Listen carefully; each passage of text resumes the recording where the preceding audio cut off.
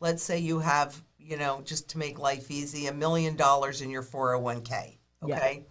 Well, and if the dollar is going away, right, which it is, then what you want to do, that means that's going to zero or somewhere near zero, which is hard for people to comprehend, but 1,000,000,000,000 times zero is still zero. Right. So what we're going to do, there's a formula that we use, and okay, how much do you need to protect?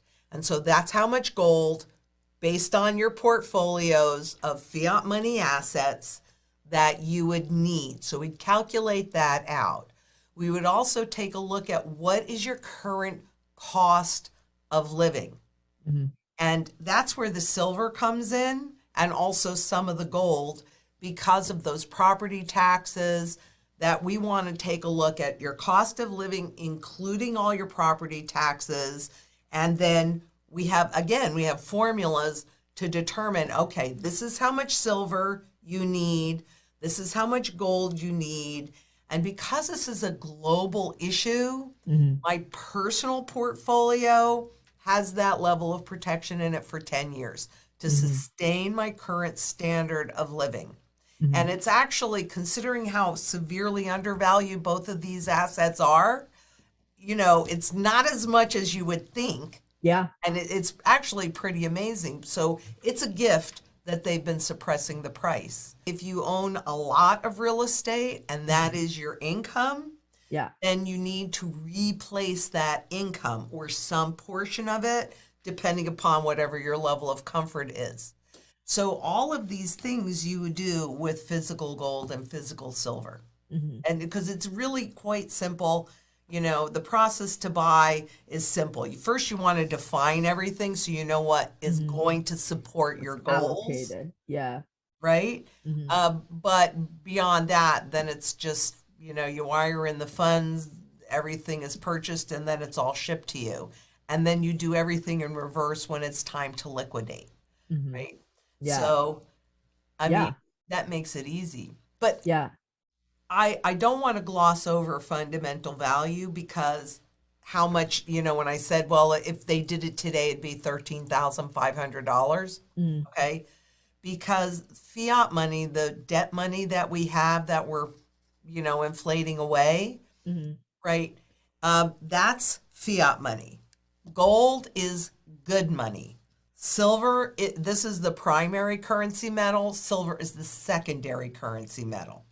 So first of all, the biggest con is how much space it takes to hold as much. This is roughly 1 ounce of silver. This is roughly 1 ounce of gold. I need a whole lot of these. So a lot of it is just the space. It's very unwieldy. But it is perfect for day-to-day barterability. I need to put a tank of gas in my car. I need to buy strawberries, right? So for day-to-day barterability, that's what I use silver for, frankly, because these are smaller purchases, right? Yeah. But when you're talking about, a way to carry a lot of wealth in a tiny package, that's what gold does. And it's also, both of these are completely out of the system. So could silver go up percentage-wise more than gold in this hyperinflationary event? To start with, yes, it could. I mean, silver gets used up in production, and the ETF, so Wall Street's version of silver, just to follow the spot market, they had to change their prospectus because they can't go out and buy enough silver. But hey, it's only worth $24 an ounce. I mean, that's a joke, really.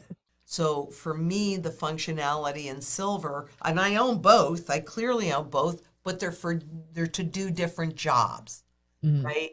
Yeah. It's hard to buy a property with a whole bunch of silver. I mean, how Yes. many trucks do you have? Right. Whereas I can do it much easier with a small amount of gold. And keep in mind too, it is gold against which they reset the currency, not silver. So what we saw was, while that the difference between those two prices, like in Weimar, Germany, for example, did get narrow there for a minute, At the end of the day, when the hyperinflation really kicked in, gold far surpassed the gains on silver. On silver. Yeah. Okay, but you need both. And Right. even my sterling silver chopstick. I mean, I've accumulated so much sterling by going to yard sales over the years, etc. But remember, I said it's monetary at its base. If I needed to clip a piece of it, and I mean, it's not exactly perfect, it's not the best chopstick. I don't care.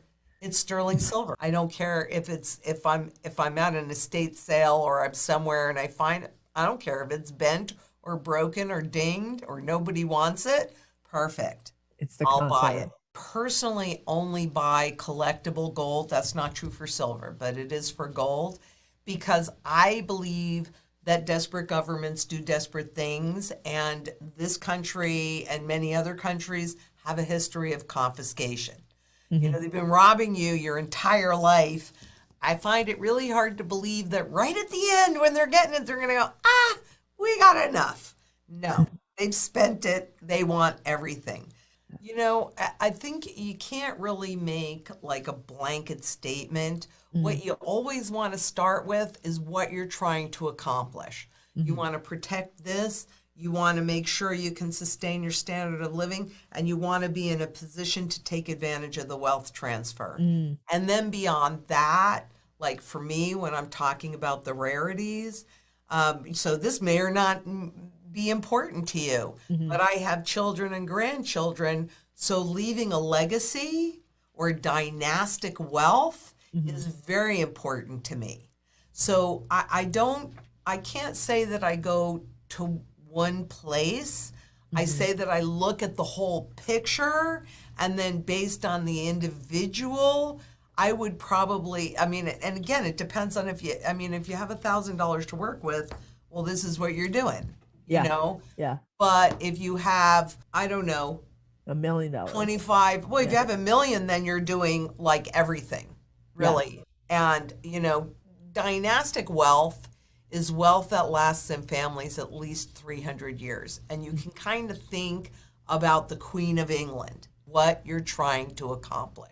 That always has to be where you start. Because then you're going to build it, even if you can't do it all at once. Then once you lay all of that out, I mean, that's the importance of having a plan so that you're not just kind of going, well, ping here and ping there. It's like, okay, here's everything laid out. Now, what do we need to do? What's most important to you? And then you just kind of start filling those holes. And I wouldn't wait very long, Yeah. to be honest with you.